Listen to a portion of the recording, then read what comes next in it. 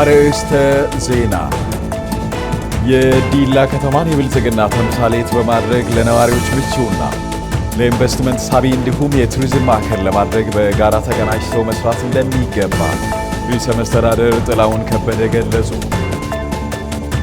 ኢትዮጵያ ታምርት ንቅናቄ ከተጀመረ ወዲህ ከማምረት ውጪ ሆነው የቆዩ በርካታ ኢንዱስትሪዎች ወደ ምርት መግባታቸው ተገለጸ። በዜና 7 ከውጭ የሆርሙዝ ሰርጥ የመዝጋት እርምጃ ከቀጠለና እስራኤል በሊባኖስ የምትፈጽመው ጥቃት ካልቆመ የተኩስ አቁም ተጥሶ ወደ ከፋ ቀውስ የመመለስ ዕድሉ ሰፊ መሆኑ ተጠቆመ። በዜና 7 ወጃችን ከስፖርታዊ ጉዳዮች መካከል በእግር ኳስ የተጀመረውን መነቃቃት ለማስቀጠል የጌዶ ዞን ትኩረት ሰጥቶ እንደሚደግፍ የዞኑ አስተዳደር ገልጿል። በሌላ በኩል በኤፍኤ ካፕ ግማሽ ፍጻሜ ማንቸስተር ሲቲ ሳውዛምፕተንን፣ ቸልሲ ደግሞ ሊድስ ዩናይትድን በማሸነፍ ለፍጻሜ ደርሰዋል።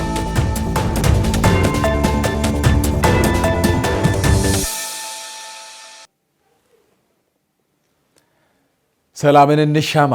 በያላችሁበት ጤናና ሰላም ለእናንተ ይሁን። ከጌዶ ቴሌቪዥን የዜና 7 ወጃችንን አሁን ከጠቆምናችሁ ጉዳዮች ጋር አያይዘን ወደ እናንተ ይዘን ቀርበናል። ዜና 7 ወጃችንን ከመላው ስቱዲዮ ባለሙያዎች ጋር በመሆን እኔ መስፍን አለሙ ወደ እናንተ ማደርስ ይሆናል። አሁን የጠቆምናችሁንም ሌሎች ጉዳዮችንም አብራችሁን ቆይታ ስታደርጉ ወደ እናንተ የምናደርስ ይሆናል። በቀዳምነት አጫጭር ጉዳዮችን እነሆ።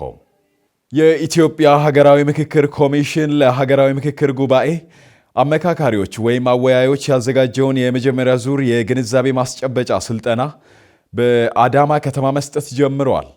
ለተከታታይ 5 ቀናት የሚቆየውን የስልጠና መርሃ ግብር በንግግር የከፈቱት ዋና ኮሚሽነር ፕሮፌሰር መስፍን አራያ ኮሚሽኑ እስካሁን ብዙ ውጣ ውረዶችን አሳልፎ የኢትዮጵያውያንን ሐሳብ በሀገር ውስጥና በውጭ ሲያሰባስብ መቆየቱን አስታውሰዋል። ይህ የተደከመበት ሥራ ውጤታማ የሚሆነው መጪው ሀገራዊ ምክክር ጉባኤ በስኬት ሲካሄድ ነው ያሉት ዋና ኮሚሽነሩ ይህ ይሳካ ዘንድ የአመካካሪዎች ወይም አወያዮች ሚና ከፍተኛ መሆኑንም ጠቅሰዋል።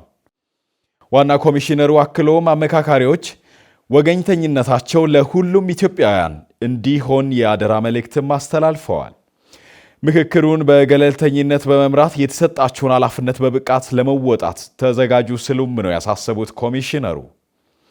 ኮሚሽኑ ባዘጋጀው በዚህ ስልጠና ከመላው ኢትዮጵያ የከፍተኛ ትምህርት ተቋማትና ከተለያዩ የማህበረሰቡ መሰረቶች የተመረጡ 200 አመካካሪዎች ወይም አወያዮች መሳተፍ ጀምረዋል።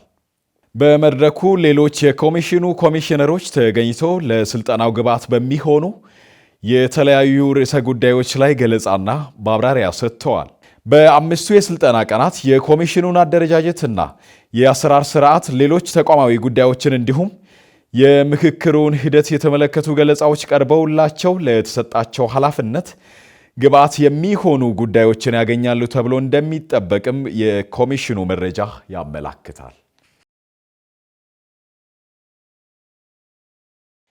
የሰሜን ኮሪያው መሪ ኪም ጆንግ ኡን ከሩሲያው መከላከያ ሚኒስትር አንድሬ ቤሎሶቪን እና ከሩሲያ ዱማ የታችኛው ምክር ቤት አፈ ጉባኤ ቪያቼስላቭ ቮሎዲንግ ጋር በፒዮንግያንግ ውስጥ መገናኘታቸው ከሲኤንኤን ተዘግቧል። ሁለቱም ወገኖች የተገናኙት በውጭ ሀገር ወታደራዊ ዘመቻዎች የጦርነት ገድል መታሰቢያ ሙዚየም ምርቃት ላይ ለመታደም ነውም ተብሏል። ኪም ጆንግ ኡን ሩሲያ ልዑካን ቡድን ጋር ሞቅ ያለና ወዳጅነት የተሞላበት ውይይት አድርገዋልም ነው የተባለው። ከመሪው ቭላዲሚር ፑቲን የተላከላቸውን ሰላምታ የተቀበሉ ሲሆን ሞስኮ የአጋርነት ግንኙነቱን ለማጠናከር ላሳየችው ቁርጠኝነት አድናቆታቸውንም ገልጸዋል። ኪም የሰሜን ኮሪያ የሩሲያ ኃይሎች የጋራ ትግልን ያነሱ ሲሆን የኩርስክ ግዛት ነፃ ለማውጣት በተደረገው ዘመቻ ሁለቱ ወገኖች ጎን ለጎን ተሰልፈው በመታገል ድል ተቀዳጅተዋል ብለዋል። ይህ ክስተት የአጋርነቱ ጥንካሬ ማሳያ መሆኑንም ጠቅሰዋል።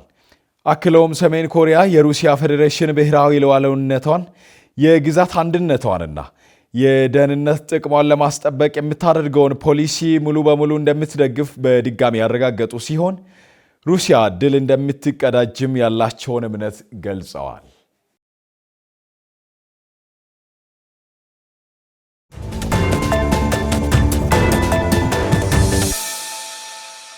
ተመልካቾች የዜና ሰባት ወጃችን በዝርዝር ወደ ተመለከታቸው ጉዳዮች ይዘልቃል። የዲላ ከተማን የብልጽግና ተምሳሌት በማድረግ ለነዋሪዎች ምቹና ለኢንቨስትመንት ሳቢ እንዲሁም የቱሪዝም ማዕከል ለማድረግ በጋራ ተቀናጅተው መስራት እንደሚገባ ርዕሰ መስተዳድር ጥላሁን ከበደ ገልጸዋል። ይህንም ያሉት በዲላ ከተማ 5.5 ኪሎ ሜትር የውስጥ ለውስጥ የአስፋልት መንገድ ግንባታ ማስጀመሪያ መርሃ ግብር ወቅት ነው። ይስሐቅ አበበ ተከታዩን ይዟል። ከተሞች በራሳቸው አቅም በራሳቸው ነዋሪ እንዲሁም ሐሳብ እያደጉ የብልጽግና ተምሳሌት ወደ መሆን ማደግ የሚለውን መሪ ተከትሎ የዲላ ከተማ አስተዳደር በራስ አቅም ለሚያስገነባው ውስጥ ለውስጥ አስፋልት መንገድ ማስጀመሪያ ላይ በመገኘታቸው መደሰታቸውን የደቡብ ኢትዮጵያ ክልል ርዕሰ መስተዳድር ጥላሁን ከበደ ተናግረዋል። የከተሞች እድገት መንግስት ብቻውን ማሳለጥ ስለማይችል ህዝቡ በባለቤትነት በሁሉም ዘርፎች መሳተፍ እንዳለበት በመግለጽ የጌዴኦ ዞን ባለው ሀብትና በዓለም ደረጃ ሀገርን በቡና ማስተዋወቅ የቻለና ለዞንም ሆነ ለክልሉ መብቃት የሚችል በመሆኑ ከስሙ ጋር የሚመጥን እድገት ማሳየት እንዲችል መረባረብ እንደሚያስፈልግ ገልጸዋል። ከተሞች በራሳቸው አቅም በራሳቸው ነዋሪ በራሳቸው ሐሳብ እያደጉ የብልጽግና ተምሳሌት ይሆናሉ የሚል መሪ ተከትሎ የዲላ ከተማ አስተዳደር በራስ አቅም የሚያሰራው የውስጥ ለውስጥ የአስፋልት መንገድ ፕሮጀክት ማስጀመሪያ ፕሮግራም ላይ በመገኘት መልእክት እንዳስተላልፍ እና ስራውን ደግሞ በይፋ አስጀምረን ቀጣይ በባለቤትነት እንድንከታተል ሁላችሁም ስለተገኛችሁ እንኳን ደስ ያላችሁ እላችኋለሁ። 50 ሎሚ ለአንድ ሰው ሸሄሞ ለ50 ሰው የከተሞች መሰረተ ልማት ለከተማ አስተዳደር ብቻ የምተው ከሆነ መንግስት ይስራ ብለን የምንተው ከሆነ መንግስት ብቻውን ከተማ መቀየር ስለማይችል የህዝብ ባለቤትነትና ትብብር በጣም ወሳኝ ስለሆነ ዛሬ ይሄ መድረክ እንደዚሁ ስናስጀምር ባለቤቱ ህዝቡ፣ ፋይናንሰሩም ህዝቡ፣ ጥራት የሚከታተለውም ተቆጣጣሪውም ህዝቡ፣ ኮንትራክተሩም ህዝቡ ናቸውና የእናንተ ፕሮጀክት ስለሆነ የእናንተው በእናንተ የሚጀመር በመሆኑ በድጋሚ እንኳን ደስ ያላችሁ። ከተሞችን ለነዋሪዎች ምቹና የኢንቨስትመንትና የቱሪዝም ማዕከሎች እንዲሆኑ በትኩረት እየተሰራ መሆኑን ያነሱት የጌዴኦ ዞን አስተዳዳሪ ዶክተር ዝናቡ ወልዴ የጌዴኦ ዞን በዩኔስኮ የተመዘገበና በርካታ ቱሪስቶች ሊጎበኙት የሚችሉትና የኮንፈረንስ ማዕከል መሆን የሚችል መሆኑን ገልጸዋል። ዲላ ከተማ ይበልጥ ውብና የብልጽግና ተምሳሌት መሆንን እንዲችል የተጀመሩት የልማት ስራዎች ተጠናክረው እንዲቀጥሉ ማህበረሰቡና ባለሀብቱ ከመንግስት ጋር በመቀናጀት ከተማውን እንዲያለማ በመግለጽ ዞኑ ፕሮጀክቱን በቅርበት የሚከታተለው መሆኑን ተናግረው ለዚህ 30 ሚሊዮን ብር ድጋፍ እንደሚያደርጉም አረጋግጠዋል። ከተማን ማዕከል ያደረገ ጥቅም እንዳገኝ በባለፉት 8 የለውጥ ዓመታት ሰፊ ስራዎች ተሰርተዋል። ከተሞች ከድህነት እንዲወጡና ለነዋሪዎች ምቹ ብቻ ሳይሆኑ የቱሪዝም ማዕከል እንዲሆን ሰፊ ስራዎች ተሰርተዋል። ከዚህ ጋር ተያይዞ እንደሚታወቀው የጌዴኦ ዞን በዩኔስኮ የተመዘገበ አካባቢ ከመሆኑም ጋር ተያይዞ በርካታ ቱሪስቶች የሚመጡበት ነው። እንዲሁም ደግሞ የኮንፈረንስ ማዕከል መሆን የሚችል ከተማ ነው። ይህንን ከተማ ስታንዳርዱን የጠበቀ ከተማ ለማድረግ የተጀመሩ የተለያዩ ፕሮጀክቶች በአሁኑ ሰዓት ላይ በከተማ ውስጥ ተጨባጭ ለውጥ በፓርቲያችን መሪነት እንዲሁም ደግሞ በመደመር መንግስት ድጋፍ ሰፊ የሆኑ ለውጦች እየመጡ ይገኛሉ ማለት ነው። ዲላ ከተማ እጅግ በጣም ፈጣን እድገት ውስጥ እንድትሆን የዲላ ከተማ ማህበረሰብ በአጠቃላይ በመተባበር ለኮሪደር ልማት ስራ ምንም እንኳን አስቸጋሪ ቢሆንም ያንን ሁሉ በመቋቋም ላደረገው ድጋፍ በመጀመሪያ ደረጃ እንደ ጌዴኦ ዞን አስተዳደርና እንዲሁም ዲላ ከተማንም ወክዬ መላው የዲላን ከተማ ማህበረሰብ እጅግ በጣም ላመሰግናቸው ፈልጋለሁ ማለት ነው። ለዚህ እዚህም የምትገኙ ሌሎች ቦታዎችም ላይ ያላችሁ ይህንን በዲላ ከተማ የተጀመረውን አዲስ ኢኒሼቲቭ ፓርቲኩላርሊ ለባለፉት 15 ዓመታት የቆየውን የአስፋልት መንገድ ህዝባችንን ፍላጎት ማከናወን እንድንችል በአንድ በከተማ መዋቅር ብቻ የሚከናወን ባለመሆኑ መላው በዞናችን ውስጥ የሚገኙ በአጠቃላይ ማህበረሰብ ይህንን ጥሪ ተቀብለው ድጋፉን እንዲያደርግ በዚሁ አጋጣሚ ጥሬን እያስተላለፍ የዞን መንግስትም ይሄ ፕሮጀክት ከጀመረበት ጊዜ ጀምሮ እስከሚጠናቀቅ ድረስ የቅርብ ክትትል ያደርጋል ማለት ነው። በሁሉም መዋቅር ደረጃ የቅርብ ክትትል የሚያደርግና እንዲሁም ደግሞ በሚያስፈልገው ማንኛውም ላይ ድጋፍ የሚያደርግ መሆኑን በዛው አጋጣሚ ያስታውቅ። በዛው አጋጣሚ ምንም ሳልል ከሄድኩ ለሚመራውም ለኔም አመራር ጥሩ ስለማይሆን ስለዚህ ኪክ ኦፍ ዴይም ስለሆነ ለመጀመሪያ ዙር የሚሆን 30 ሚሊዮን ብር ዞኑ የሚደግፍ ሲሆን ዲላ ከተማ በ1903 ዓመተ ምህረት የተቆረቆረችና ነባር ከሚባሉ ከተሞች ግንባር ቀደም የሆነ ከተማ መሆኑን የገለጹት የዲላ ከተማ አስተዳደር ከንቲባ ዶክተር መስፍን ደምሴ ከተማው ካለው እምቅ አቅምና እድሜውን ያክል ያሳየው እድገት ተመጣጣኝ አለመሆኑን አንስተዋል። ዲላ ከተማ በ1903 ዓመተ ምህረት የተቆረቆረች ነባር ከሚባሉ የሀገራችን ከተሞች መካከል አንዷ ነች። ምንም እንኳን በሃይቻ በደቻ ወዶ ተቆርቁራ ለነዋሪዎች አገልግሎት መስጠት ከጀመረች 115 ዓመታትን ማስቆጠር ቻለች ብትሆንም የዕድሜዋን ያህል ገና ልማት የሚያስፈልጋት እንዲሁም የዕድሜዋን ያህል ብቻም ሳይሆን ካላት እምቅ አቅም አኳያ በተለይም አዲስ አበባን ጀምሮ እስከ ኬንያ ታንዛኒያ ድረስ አቋርጦ የሚሄደው የሀገራችን አውራ ጎዳና አስፋልት መንገድ እንደመገኘቷ እንዲሁ ዓመቱን ሙሉ ያልተቋረጠ የንግድ እንቅስቃሴና የቱሪዝም ማዕከል የሚሆን ከተማ በመሆኑ ከዚህ በተጨማሪ በዞኑ የሚመረተው ኦርጋኒክ ገጨፌ ቡና ይዞ የመጣውና ዓመቱን ሙሉ የሚንቀሳቀስ ሀብትና የሚሳተፍ ኢንቨስተር በከተማ ኢንቨስትመንት እንቅስቃሴ በጉልህ መልኩ ቢሳተፍ የበለጸገችና የዘመነች ዲላ ከተማ መፍጠር የሚያስችል እድል በተለይ ያልተጠቀመ ከተማውን የብልጽግና ተምሳሌት ለማድረግ የአጭር ጊዜና የረጅም ጊዜ እቅዶችን በመንደፍ በመንቀሳቀስ ላይ መሆናቸውን በመግለጽ የ22 ኪሎ ሜትር አስፋልት መንገድ፣ የከተማው አስተዳደር ህንፃ እንዲሁም 11 ኪሎ ሜትር የኮሪደር ልማት ስራዎችን ጨምሮ በርካታ ስራዎች ለመስራት እንደታቀደ ገልጸዋል። በዕለቱም የተጀመረው የ5.05 ኪሎ ሜትር መንገድ ሊሰራ ከታቀደው የ22 ኪሎ ሜትር መንገድ አካል መሆኑን የገለጹት ከንቲባው የውስጥ ለውስጥ መንገዱ በ4 መስመሮች የሚሰራ መሆኑንና በ1.2 ቢሊዮን ብር የሚሰራ መሆኑን አንስተዋል። ከተማችንን የብልጽግና ማዕከል ለማድረግ አጭርና ረጅም ጊዜ እቅድ አቅደን ለማሳካት የታተርን እንገኛለን። ከዚህ ውስጥ ዋና ዋናዎቹ የከተማና አገልግሎት ተቋማቶችን አስፋፍተው ገበያውን ከፍ ማድረግ የሚያስችል የ22 ኪሎ ሜትር አስፋልት መገንባት አንደኛው እቅዳችን ነው። ዛሬ በጋራ ለማስጀመር በክብር የጠራናችሁ የከተማችንና የዞናችን ረጅም ጊዜ ጥያቄ ሆኖ የቆየ ጉዳይ ሲሆን ይህም የ22 ኪሎ ሜትር አስፋልት ግንባታ አካል የሆነው የመጀመሪያው ምዕራፍ 5.05 ኪሎ ሜትር በአራት ዋና ዋና መስመሮችን ለመስራት ልየታ ተደርገው አማካሪ ተለይተው ዲዛይን ተዘጋጅተው ህጋዊ ጨረታ ሂደት ተጠናቀው አሸናፊ ተለይተው በአሁኑ ዋጋ 1.2 ቢሊዮን ብር የሚፈጅ መሆኑ ተረጋግጦ ከተቋራጭ ጋር ውል ተገብተው አስፈላጊ ናቸው የተባሉ ሁሉ ቅድመ ዝግጅቶች ተከናውኖ በይፋዊ እንድታስጀምሩልን ይሆናል። በይፋ የተጀመረው የውስጥ ለውስጥ አስፋልት መንገድ በአራት አቅጣጫዎች የሚሰራ ሲሆን ከኦሮሚያ ባንክ እስከ ብሔራዊ ሎተሪ፣ ከአየለ ደጉ ኢንተርናሽናል ሆቴል እስከ ሐዋርያት ቤተክርስቲያን፣ ዳቃቦሾታ አደባባይ እስከ ዲላ ጢኖ ቃለ ሕይወት ቤተክርስቲያን፣ ከዳቃቦሾታ አደባባይ እስከ አውራ ጎዳና መንገድ መሆኑን ገልጸዋል። ከተማው ከጊዜ ወደ ጊዜ እድገት እያሳየ መሆኑን የገለጹት የዲላ ከተማ ነዋሪዎች በከተማው በሚሰሩ የልማት ስራዎች በመሳተፍና የተጀመረው ውስጥ ለውስጥ አስፋልት መንገድ እስኪጠናቀቅ ድረስ የበኩላቸውን እንደሚወጡና ፕሮጀክቱ በመጀመሩ መደሰታቸውን ገልጸዋል። እዚህ ስናይ በጣም ደስ ብሎናል። ይሄ በከተማ ውስጥ ያለው መንገድ ሊሰራ ነው ሲባል በእልልታ ነው የምንቀበለው። ህዝቡ በእልልታ ነው የሚቀበለው። ዛሬ ደግሞ ትልቁ አስፋልት ሲሰራ እልል ብለው ህዝቡ ሊቀበል ይችላል። በጣም ነው ደስ ያለኝ። እንግዲህ እኛም እንግዲህ ይሄንን ላውንች በዛሬው ላውንች ሊደረግ ነው ተብሎ በጥሪ ተደርጎልን መተናልና በዚህ አጋጣሚ በጣም ደስታ ተሰምቶን ጥሪውንም አክብረን አንድ ላይ እንግዲህ በጋራ ለማየት ነው የመጣ ነው። እኛ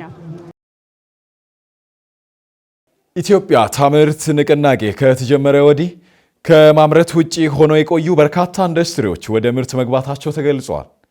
ይህም የተገለጸው ሁለንተናዊ ሉዓላዊነት ኢትዮጵያ ታምርት በሚል መሪ ቃል ክልላዊ የኢትዮጵያ ታምርት ንቅናቄ መድረክ በአርባ ምንጭ ከተማ በተካሄደበት ወቅት ነው። ማሙሽ ኢሳያስ ዘገባውን አጠናክረዋል። ይልማ አበበ ተከታዩን ይዘዋል።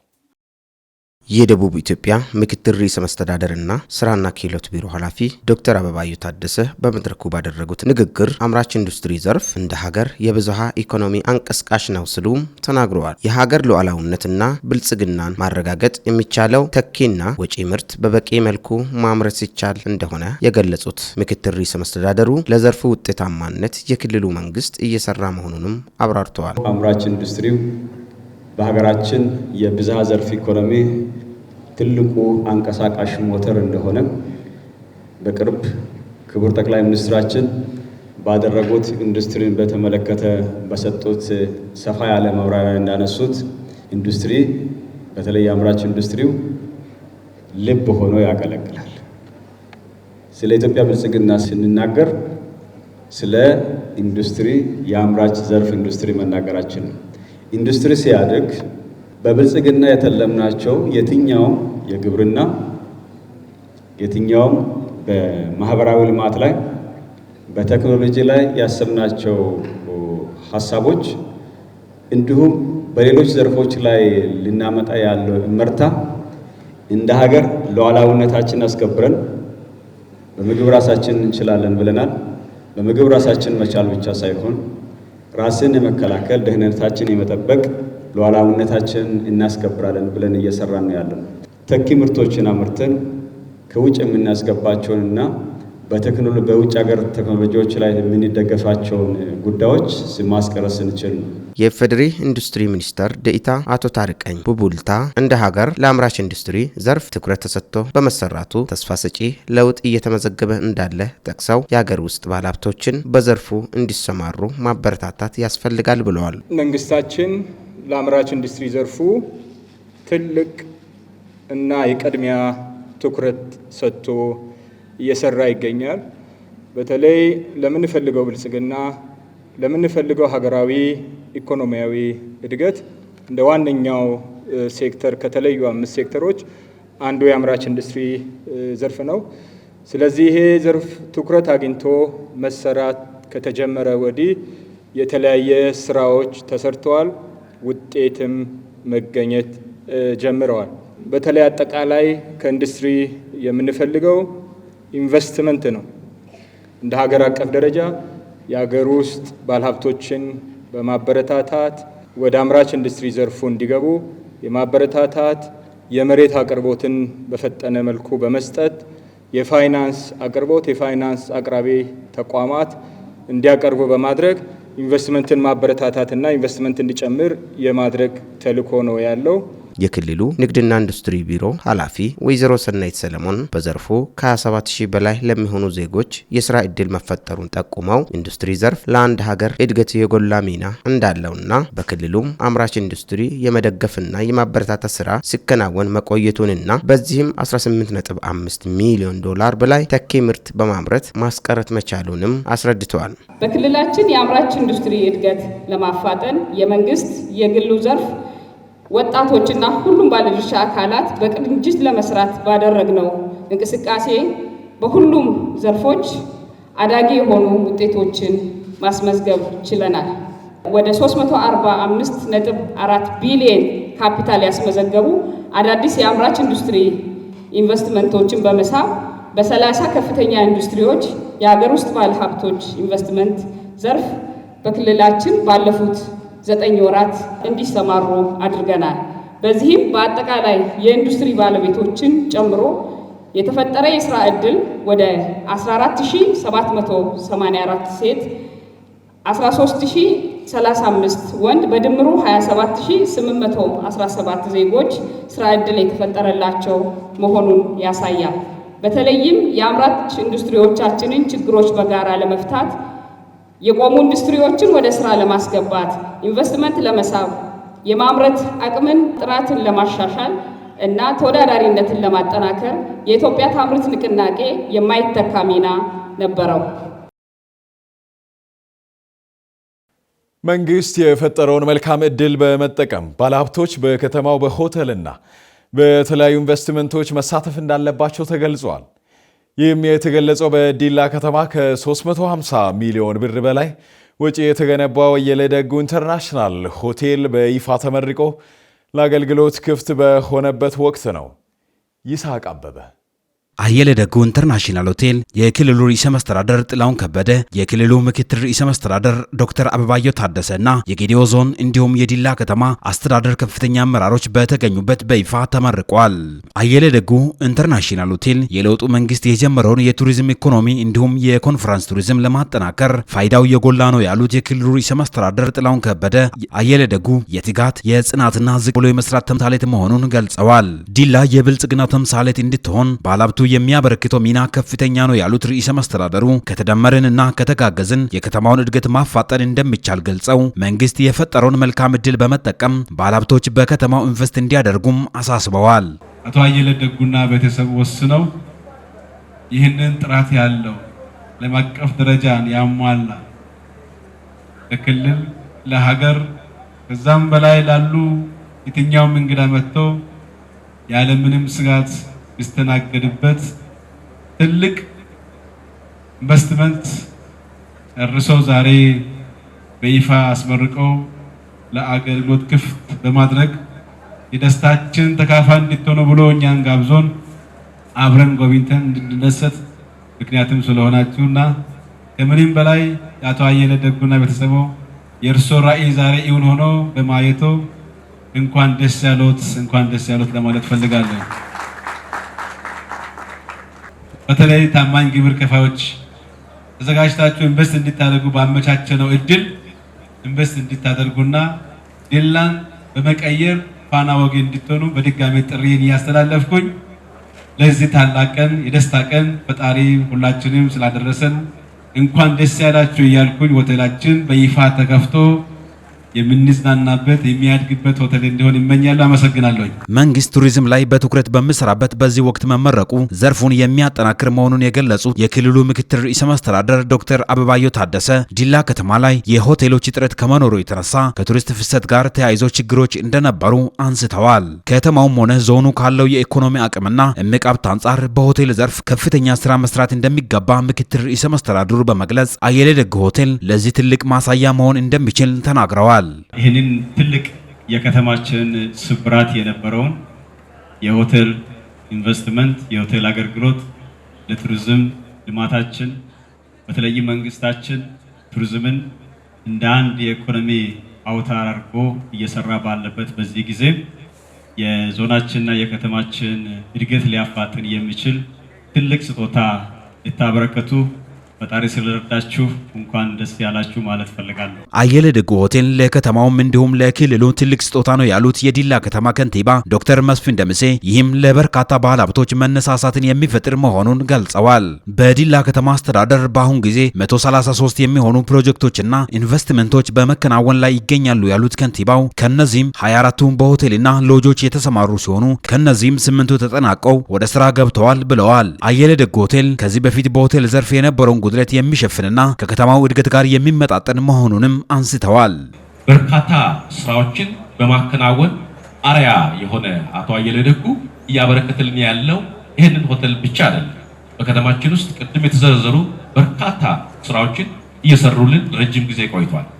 ስራ ብቻም አይደለም፣ በባህራቸው ለየት ባለ መልክ የምናያቸው ኩሩ የሆኑ በጣም ቅን የሆነ ሰውን በጣም የሚያከብር ሰውን ማክበርን ብቻ አይደለም ቲትናቸው ራሱ አንድ አስተምሮት ለሚወጣ በጣም እንወደው አባታችንም ነው። በተለይ በከተማ ውስጥ ኩሩ የሆኑ የመንግስትን ግብር ወቅቱ የሚገብሩና ከፍተኛ ግብር ክፋይ ከምንላቸው ከሌሎች ባለሀብቶች የመጀመሪያው አቶ አየለ ደጉ ነው። በእውነት አመስግኑልኝ ለዚህ ያደረገላ አስተዋጽኦ። ሆቴሉ በተለያዩ ምክንያቶች ስራው ተስተጓጉሎ መቆየቱን የገለጹት አቶ አየለ ደጉ የከተማው እንዲሁም የክልሉ መንግስት ባደረገው ድጋፍ ህንፃው መጠናቀቅ መቻሉን አንስተዋል። ሆቴሉ ከ350 ሚሊዮን ብር በላይ ወጪ የወጣበት መሆኑን በመጥቀስ ለ111 ሰዎች ቋሚ የስራ ዕድል መፍጠር የቻለና ለከተማው ትልቅ ድምቀት የሚሆን መሆኑንም አንስተዋል። በመጨረሻም ለሆቴሉ መገንባትና መጠናቀቅ ትልቅ አስተዋጽኦ ያበረከቱ ወገኖችን አመስግነዋል። በተለያዩ ምክንያቶች ለ3 ዓመታት ግንባታው ተቋርጦ ቢቆይም ከ2012 ዓመተ ምህረት ጀምሮ ግን በዞኑ መንግስትና በከተማ አስተዳደሩ ያላሰለሰ ድጋፍና ክትትል ያለማቋረጥ በተሰራው ስራ እነሆ ዛሬ ለምረቃው በቅተናል። ውድ የደስታችን ተካፋይ የሆናችሁ ለዚህ ሆቴል ግንባታ ከጊዜ ወደ ጊዜ የግንባታ እቃዎች ዋጋ መናር እየፈተኑን ቢሆንም ከ350 ሚሊዮን ብር በላይ ኢንቨስትመንት ተደርጎበታል። በዚህ ሂደት የተለያዩ ተግዳሮቶች ቢገጥሙንም ህልማችን እውን እንዲሆን የኢትዮጵያ ንግድ ባንክ በተለይም ዲላ ዲስትሪክት ላደረገልን የፋይናንስና የሞራል ድጋፍ ከልብ የመነጨ ምስጋና እንዳቀርብ ይፈቀድልኝ። ለዚህ ሆቴል ግንባታ ተጠናቆ ለምረቃ መበቃትና ለዚህ መድረስ ውዷ ባለቤቴ ወይዘሮ ሰኔ ተክላ ትልቁንና የአንበሳውን ድርሻ ያላት ስለሆነ እጅግ ከፍ ያለ ምስጋና እንዳቀርብ ይፈቀድልኝ። የቲቢ በሽታን ለመከላከል ሁሉም ዜጎች የበኩላቸውን መወጣት እንዳለባቸው የዲላ ከተማ ጤና መምሪያ አስታውቋል። የቲቢ በሽታ ምልክት ከታየባቸው በፍጥነት ወደ ሕክምና ተቋም በመሄድ ስርጭቱን ለመቆጣጠር ሁሉም ዜጎች የሚጠበቅባቸውን ሊወጡ እንደሚገባም ነው መምሪያው የገለጸው። ሰኒያ መሐመድ ተከታዩን አጠናክራለች። የቲቢ በሽታ እድሜንና ጾታን ሳይለይ ሁሉንም የህብረተሰብ ክፍል የሚያጠቃ ተላላፊ በሽታ በመሆኑ በማህበራዊና በኢኮኖሚያዊ ዘርፍ ላይ ከፍተኛ ተጽዕኖ ይፈጥራል። አቶ ዮናስ ዋቀዮ የዲላ ከተማ ጤና መምሪያ ኃላፊ እንደገለጹት ተላላፊና ተላላፊ ባልሆኑ በሽታዎች ዙሪያ የግንዛቤ ማስጨበጫ ስራ እየተሰራ መሆኑን ተናግረው የቲቢ በሽታ ስርጭትን ለመከላከል ሁሉም ዜጎች የበኩላቸውን መወጣት እንዳለባቸውም ገልጸዋል። እንግዲህ የቲቢ በሽታ ዋና መሸያ ባክቴሪያል ኬዝ ነው። ያው እንግዲህ በሁለት ሳምንትና ከዛ በላይ የሆነ የሳምባ በሽታን አታክ የሚያደርግ ከዛ በላይ ሳል ያለባቸው ሰዎች የሚከሰትበትና ምልክቶች የሚያሳዩበት በሽታ ነው። ይህ በሽታ ያው የመጀመሪያ የመከላከሉ ስራ ነው። ኢርሊ ወዳው መታወቅ አለበት። ከተያዘ ደግሞ ሰው ወዳው መድኃኒቱ ከወሰደ ደግሞ ወዳው መድኃኒት የሚችል በሽታ ነው። ስለዚህ ይሄ የምንሰራቸው ስራዎች አንደኛ በጤና ጣቢያዎች ያለውን የግንዛቤ ማስጨበጫ ትምህርቱን የሄልዝ ኤዱኬሽን ጠዋት ሞርኒንግ ላይ በጥሩ ሁኔታ እንሰጣለን። በኮሚኒቲ ቲቪ የሚባል አለ። በኮሚኒቲ ቲቪ ላይ ደግሞ በየማህበረሰቡ ክፍል ሁለትና ከዛ በላይ ያሉ ሳምንት ሳል ያለባቸው ደግሞ የመለየት ስራ በጤና ኤክስቴንሽን ፕሮግራም በጥሩ ሁኔታ የመለየት ስራ እንሰራለን። ቲቢ በዝምታ የሚገድል በሽታ በመሆኑ የበሽታው ምልክት ከታየባቸው በፍጥነት ወደ ሕክምና ተቋም መሄድ እንደሚገባ የገለጹት ኃላፊው በህፃናት ላይ የሚከሰተው ቲቢ ከቤተሰብ የሚመጣ ሲሆን አዳዲስ ማሽኖች ስለገቡ የተሻለ የሕክምና አገልግሎት ማግኘት እንደሚቻልም አመላክተዋል። አንዳንድ ጊዜ ሳይለንት ሆኑ ኪለሮች እንደዚህ በዝምታ በመዘናጋት ውስጥ ሆነን በእኛ በከተማችን ማህበረሰብ ውስጥ ምንም አይደለም የተባለ ቤት ውስጥ ያሉ ነገሮችን መታከሙ በምግብ መብላቱ የተለያዩ ነገሮች ማድረጉ ጥሩ ነው። አንደኛ ወዳው 2 ሳምንትና ከዛ በላይ ማታ የማላብ የተለያዩ ውጋቶችና ሌላ ምልክቶች ትኩሳት፣ ራስ ምታቶች ምናምን ካሉ ቶሎ በአስቸኳይ ወደ ጤና ኤክስቴንሽን መምጣት ከጤና ሆነ ወደ ጤና ጣቢያ ተቋም መጥተው ይሄን ምርመራ ሊያደርጉ የሚችሉበት ነፃ አገልግሎት እንዲያገኙ የሚያደርግበት አዋቂም ይሁን ህፃናትም ይሁኑ 2 ሳምንትና ከዛ በላይ ፕላስ ደግሞ ማታ ማላቦች ሳል በጣም የሚያስብሉ ከሆነ በዛ ልክ ቶሎ በአስቸኳይ ወደ ጤና ጣቢያ መጥተው መመርመር ያስፈልጋል። ስለዚህ የቲቢ በሽታ የያዘባቸውና ይሄ ያለባቸው ለተከታታይ 6 ወራት አንደኛ ዙር ላይ ሁለተኛ ዙር የምንላቸው ፌዝ 1 ፌዝ 2 የሚላቸው መድኃኒት አስጣጦች አሉ። ኢኒሻል ፌዝ ላይ የሚወስዱት መድኃኒቶች አሉ። ይሄንን ከክልል ከተያሉ ንጎች ላይ ዶኔሽን የተሰጠን ያው የግብአት መቆራረጥን ቢኖሩ አንዳንድ ጊዜ መቆራረጦች ይኖራሉ። ያው ከዛ ባሻገር ግን አሁን ባለው ነባራዊ ሁኔታ በአምስቱ ጤና ጣቢያዎች ላይ በጥሩ ሁኔታ ያው መድኃኒቱ መጥቶ አንዳንድ ሲቆራጥ ከአንዱ ኤክስቼንጅ እያደረግን ነው የምንጠቀመው። ስለዚህ የአዋቂም የህፃንም መድኃኒቶችን በበቂ ሁኔታ በዶኔሽን መጣን እንጂ በግዢ የሚፈጸም አይደለም። አቶ ተመስገን ኤልያስ የሀሮሬሳ ጤና ጣቢያ የበሽታ መከላከል ስራ ሂደት አስተባባሪ እንዳሉት የወባና የቲቢ ስርጭት እየጨመረ ከመምጣቱ ጋር ተያይዞ በየቀጠናው የግንዛቤ ማስጨበጫ ትምህርት እየተሰጠ መሆኑን ጠቅሰው ሁሉም ህብረተሰብ በጋራ በመሆን የቲቢ በሽታን መከላከል አለበት ብለዋል። እንደሚታወቀው የቲቢ በሽታ በእኛ ኮሚኒቲ ብቻ ሳይሆን እንደ ሀገርም ትልቅ የጤና ችግር እንደሆነ ይታወቃል። በተለይ እንደኛ አካባቢ ደግሞ ስርጭቱ እጅግ እየጨመረ እየመጣ ስላለ ታች ካለው ከማህበረሰብ ጋር በመቀናጀት ከጤና ኤክስቴንሽን ጀምሮ ጤና ባለሙያዎችንም ወደ ታችኛው የማህበረሰብ አካል በማንቀሳቀስ ትምህርት በመስጠት እንዲሁም መተላለፊያ መንገዶችን በማስተማር ማህበረሰቡን የማንቃት ስራ እየሰራን ያለ ነው። ከዛም ባለፈ የተለያዩ ምልክት የሚያሳዩትን ማህበረሰብ ክፍሎችን ወደ ተቋማችን በመላክ ሕክምና እንዲያገኙ ያደረግን ያለ ነው። ስለዚህ በጋራ ከማህበረሰባችን ጋር አንድ ጋር ሆነን ከሰራን ቲቪ መከላከል እንችላለን። ስለዚህ አይቻልም የሚለውን ማንነት አይቻልም የሚለውን አስተሳሰብ መጀመሪያ ማህበረሰባችን እንዲያስተካክል እንፈልጋለን። ቲቪ ከአንድ ሰው ወደ ሌላ ሰው የሚተላለፍ ከሆነ ያ ያለበትን ሰው በአግባቡ ካከምን በአግባቡ ሕክምናን ከተከታተለ ቲቪ ሊያስከትሉ የሚችሉትን መንገዶች በጥንቃቄ መጠበቅ ከቻለ ቲቪን ማቆም መከላከል እንዲሁም ከሀገራችን ኢሊሚኔት ማድረግ እንችላለን ማለት ነው።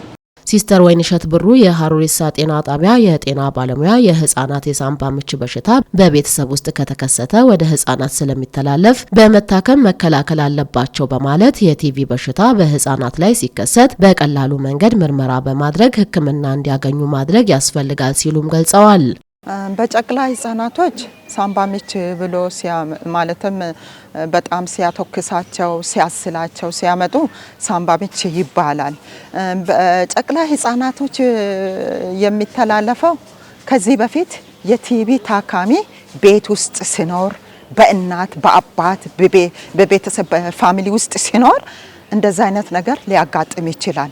ያንንም ደግሞ በፍጥነት ወደ ጤና ጣቢያ አምጥታ ስታሳክም ሳምባ ምችም ቢሆን መድኃኒት በመውሰድ የሚለቅ በሽታ ነው፣ የሚተው ነው፣ ሊድን ይችላል ህፃኑ በፍጥነት ወዲያው ካሳከመች ማለት ነው። ሽሮፕ ይሰጣል፣ በእድሜው ልክ በወሩ ልክ ሽሮፕ ይሰጣል። ያንን ሽሮፕ በአግባቡ የምትሰጥ ከሆነ ህፃኑ ሊድን ይችላል። የሕክምና አገልግሎት ሲጠቀሙ ያነጋገርናቸው ወይዘሮ ተስፋነሽ በየነ በበኩላቸው በጤና ጣቢያው የግንዛቤ ትምህርት እንደተሰጣቸው ተናግረው መድኃኒቱ በነፃ እንደተሰጣቸውም አንስተዋል። ገበያ ልሄድ ስወጣ ድንገት አመመኝና ጤና ጣቢያ መጣው። ከዛ ምርመራ ሳደርግ ቲቪ ታገኘብኝ። የጤና ባለሙያዋ ትምህርት ሰጠችኝ። ከዛም መድኃኒት በነፃ ተሰጠኝ። ተመልካቾች የዜና 7 ወጃችንን ነው የምትከታተሉት። ከመደበኛው የስርጭት ጣቢያችን በተጨማሪ ገዲዮ ቴሌቪዥን በሁለቱም ቋንቋዎች ወደ እናንተ የሚያደርሳቸውን የተለያዩ ዝግጅቶችን ዘገባዎቻችንን ጨምሮ በተለያዩ ማህበራዊ ሚዲያ አማራጮች በዩቲዩብ፣ ቲክታክ እና ፌስቡክ በቀላሉ ልታገኙን ትችላላችሁ። ዜና 7 ከውጭ በትንታኔ ወደ ተመለከተው ጉዳይ ይዘልቃል። የሆርሙዝ ሰርጥ የመዝጋት እርምጃ ከቀጠለና እስራኤል በሊባኖስ የምትፈጽመው ጥቃት ካልቆመ የተኩስ አቁሙ ተጥሶ ወደ ከፋ ቀውስ የመመለስ እድሉ ሰፊ መሆኑ ተጠቁሟል። አሜሪካ የኢራንን ህገወጥ የነዳጅ ንግድ ለማስተጓጎል የቻይና የነዳጅ ማጣሪያዎችን ጨምሮ በ40 ተቋማትና የነዳጅ ጫኝ መርከቦች ላይ አዲስ ማዕቀብንም ጥላለች። ኢራን በበኩሏ በሰርጡ ለሚያልፉ መርከቦች የታሪፍ ክፍያ በመጠየቅ ክፍያውን በቻይና ዩዋን ወይም በክሪፕቶ ከረንሲ እንዲሆን በማድረግ የአሜሪካን ዶላር የበላይነት ለመቀነስ እያለመች ነው ተብሏል። ለዓለም አቀፉ የትንታኔ ዘገባ ደመላሽ ጉልማ። ሁኔታው ወደ ለየለት ቀጠናዊ ጦርነት ያመራል ተብሎ ሲጠበቅ በሁለቱ ወገኖች መካከል ያልተጠበቀ ጊዜያዊ የተኩስ አቁም ስምምነት ተደርጓል። በአሁኑ ወቅት የስምምነት ገደቡ ቢጠናቀቅም የዶናልድ ትራምፕ አስተዳደር በራሱ ፍላጎት የ10 ቀናት የተኩስ አቁም አውጇል። ኢራንም አልተነጋገርንበትም ብላ ጥቃት ወደ መፈጸሙ አልተመለሰችም። ይህ የሚያሳየው ሁለቱ ወገኖች ወደ ቀጥተኛና የለየለት ጦርነት የመግባት ፍላጎት እንደሌላቸው ነው የሚያሳየው። ውጥረት የተሞላበት ጊዜያዊ የተኩስ አቁም ውስጥ መሆንም መርጧል። ምንም እንኳን አሁን ላይ ጊዜያዊ የተኩስ አቁም ቢኖርም ሁኔታው በማንኛውም ሰዓት ሊፈነዳ እንደሚችል እሳተ ገሞራ አደገኛ ነው። በተለይም በግልጽ የሚታየው ዘላቂ መፍትሄ ጭላንጭል ባለመኖሩ ሁለቱም ወገኖች ይህ ጊዜያዊ እውነተኛ የሰላም ፍላጎት ለማምጣት ሳይሆን ለቀጣዩ ዙር መጠቃቃት ኃይላቸውን በማሰባሰብ ላይ እንደሆኑ ይታመናል። ከዚሁ ጎን ለጎን በዲፕሎማሲያዊ መስክም አሸናፊ ለመሆን የሚታገሉበት የስልታዊ ቁማር ወይም የታክቲክ እረፍት ላይ ይገኛሉ በማለትም ተተንትኗል። በመሆኑም ኢራን የሆርሙዝ ሰርጥን የመዝጋት እርምጃ ከቀጠለና የእስራኤል በሊባኖስ የምትፈጽመው ጥቃት ካልቆመ የተኩስ አቁሙ ተጥሶ ወደ ከፋ ቀውስ የመመለስ እድሉ ሰፊ ነው። በመካከለኛው ምስራቅ ለወራት የቀጠለው መጠነ ሰፊ ጦርነት በዘላቂነት ለመቋጨት በፓኪስታን በኩል የተጀመረው አዲስ የዲፕሎማሲያዊ ጥረት በቴህራንና በዋሽንግተን መካከል ወደሚደረግ የቃላትና የስልት ፍጥጫ ተቀይሯል።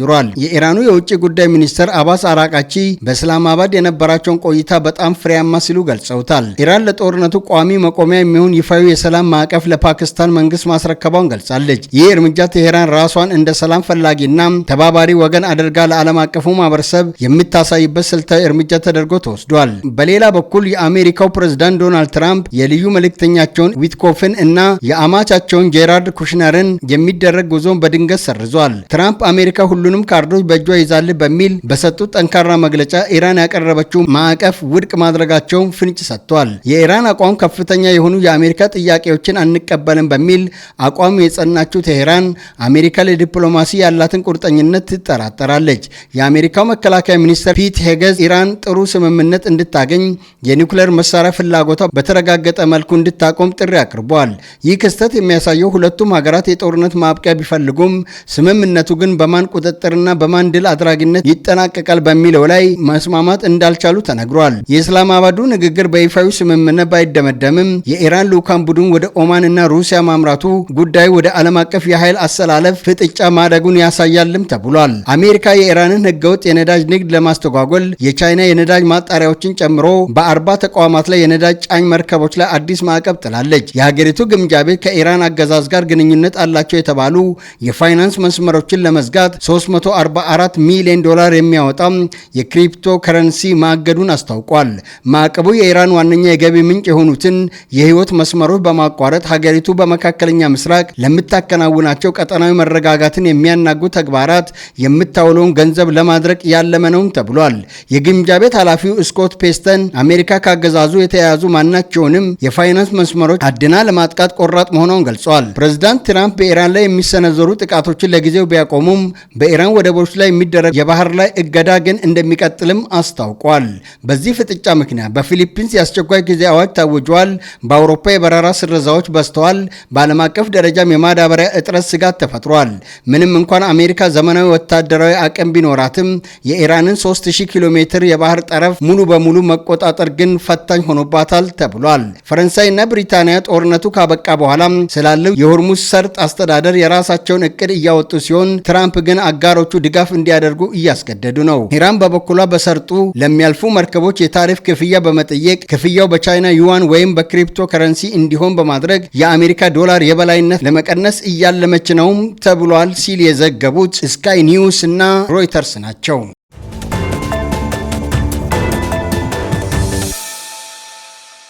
የዜና ሰባት ወጃችን አሁንም ቀጥሏል። ወደ ስፖርታዊ ጉዳዮች እንዘልቃለን። በእግር ኳስ የተጀመረውን መነቃቃት ለማስቀጠል ዞኑ ትኩረት ሰጥቶ እንደሚደግፍ የገዶ ዞን አስተዳደር ገልጿል። በኤፍኤ ካፕ ግማሽ ፍጻሜ ማንቸስተር ሲቲ ሳውዝሃምፕተንን ሲያሸንፍ፣ ቼልሲ ደግሞ ሊድስ ዩናይትድን በማሸነፍ ለፍጻሜ ደርሰዋል። እነዚህንና ሌሎች ስፖርታዊ ዘገባዎችን በስፋት የስፖርት ዘገባ አቅራቢያችን ሃይማኖት ጀንበሩ የተመለከታቸው ጉዳዮች ይሆናሉ። ወደ ከፍተኛ ሊግ ማለፉን ያረጋገጠው ይርጋ ጨፌ ቡና ዲላ ከተማ ሲገባ ደማቅ አቀባበል በተደረገበት ወቅት በእግር ኳስ የተጀመረው መነቃቃትን ለማስቀጠል ዞኑ ትኩረት ሰጥቶ እንደሚደግፍ ተገልጿል። ቡድኑ ያመጣው ውጤት ዞኑን እንዳስደሰተው የተናገሩት የዞኑ ዋና አስተዳዳሪ ዶክተር ዝናቡ ወልዴ ስለተገኘው ድል አመስግነዋል። እግር ኳስ በዓለም ደረጃ ቱሪዝም መሆኑን የገለጹት ዶክተር ዝናቡ ወልዴ የተጀመረውን መነቃቃት ለማስቀጠል ዞኑ ድጋፍ እንደሚያደርግ ተናግረዋል። በዞኑ ስፖርት ማህበራዊ መሰረት እንዲይዝ ቡድኑን ሁሉም እንዲደግፉ ጥሪያቸውን ያቀረቡት አስተዳዳሪው ከምክር ቤት ተወያይተው በአጭር ጊዜ ውሳኔ እንደሚያሳውቁ አስረድተዋል። አቶ ግርማ ለማ ለ2 ዓመት የክለቡ አምባሳደር እንዲሆኑም ተመርጠዋል። ይህ በወጣቶች የተጀመረው መነቃቃት ከግብ እንዲደርስ ስፖርቱን መደገፍ እጅግ በጣም አስፈላጊ ነው የሚሆነው። ስፖርት ከምንም በላይ ነው፣ ከማንነትም ጋር የሚገናኝ ነው። ያደረጋችሁት ያለ ጥረት በጣም ጥሩ ነው። እኛም እንደ ጌዲዮ ዞን አስተዳደር በቀጣይ ይህ ስፖርት ማህበራዊ መሰረት ይዞ ተጠናክሮ እንዲቀጥል መስራት የሚጠበቁብንን ነገር ሁሉ የምንሰራ ይሆናል ማለት ነው። እዚህ ጋር ተያይዞ ቦርዱ እያደረገ ላለው ጥረት ቀረብ ብለው ቴክኒካሊ በቅርበት ለመደገፍ የሚደረጉ ጥረቶች ጥሩ ናቸው። በቀጣይ ግን እጅግ በጣም በተቀናጀ መንገድ በተገቢ መንገድ ሁላችንም ጠጋ ብለን ይህንን ክለብ እንዲደግፍ በዛ አጋጣሚ ጥሬን ማስተላለፍ ይፈልጋል። አቶ ግርማ ለማ ግን ለቀጣይ 2 ዓመታት የክለቡ ባለሙሉ አምባሳደር ሆነው ይቀጥላል። የጌዲዮ ዞን ምክትል አስተዳዳሪና የግብርና መምሪያ ኃላፊ አቶ ተገኝ ታደሰ ስፖርት ለሀገር እድገት ወሳኝ በመሆኑ በትኩረት እንደሚሰራ ተናግረው ባለፉት ዓመታት ጥሩ እንቅስቃሴ ባለማድረግ ከሊጉ የወረዱ ቢሆንም አሁን ላይ ግን ብዙ መስዋዕትነትን ከፍሎ ዳግም ወደ ከፍተኛ ሊግ ማደግ መቻሉ ትልቅ ድል ነው ሲሉ ተናግረዋል። ቡድኑ ያስመዘገበው ድል ሁላችንን ማስደስቶናል በማለት ያላሰለሰ ጥረትና ድጋፍ ላደረጉ አካላት ምስጋናቸውንም አቅርበዋል። ስፖርት ለሰው ልጆች፣ ለአካባቢ ማህበረሰብ፣ ለከተሞችና ለሀገር እድገት ካለው ዘርፈ ብዙ ጠቀሜታ አንጻር ልዩ ትኩረት ተሰጥቶ እንቅስቃሴ ከሚደረጉባቸው ተግባራት አንዱ ነው። በሀገር ደረጃ እየተደረጉ ባሉ የእግር ኳስ ጨዋታዎች ዞኑን በመወከል በወንዶችና በሴቶች እግር ኳስ ተሳትፎ እያደረግን ያለን ሲሆን በዚሁ ዓመት የነበሩ ችግሮችን በማቅለል ተጫዋቾች በጨዋታ ላይ ትኩረት እንዲያደርጉ ውጤት ማስመዝገብ እንዲችሉ በዞን መንግስትና በስፖርት ቦርድ ከፍተኛ ጥረት ተደርጓል። ዘንድሮ በዚህ ልክ የመጣውን ውጤት ማስጠበቅ እጅግ ስለሚያስፈልግ በቀጣይ ዓመት የሚደረገውን እንቅስቃሴ ወደ ኢትዮጵያ ፕሪሚየር ሊግ እንድንቀላቀል የሚያደርግም ሊሆን ስለሚችል የተለየና ከፍተኛ ዝግጅትና ርብርብ ያስፈልጋል። የዲላ ከተማ ከንቲባ ዶክተር መስፍን ደምሴ ቡድኑ ከዚህ በላይ አድጎ ማህበራዊ ትስስር መፍጠር እንደሚችል በመግለጽ ውጤቱን ወደ ላቀ ደረጃ ማድረስ ይጠበቅብናል ብለዋል። ቡድኑ እንዲበረታታ ከሚመለከተው ጋር ተወያይተው እንደሚያሳውቁ ጠቁመው እንደ ልዩ ሽልማት የግማሽ ሚሊዮን ብር ድጋፍ ማድረጋቸውን ገልጸዋል። ዛሬ በዚህ መልክ ውጤት መጥቶ ሲያይ እኔ እጅግ በጣም ደስ ብሎ በተለየ መንገድ ነው ደስ እየተሰኘ ነው።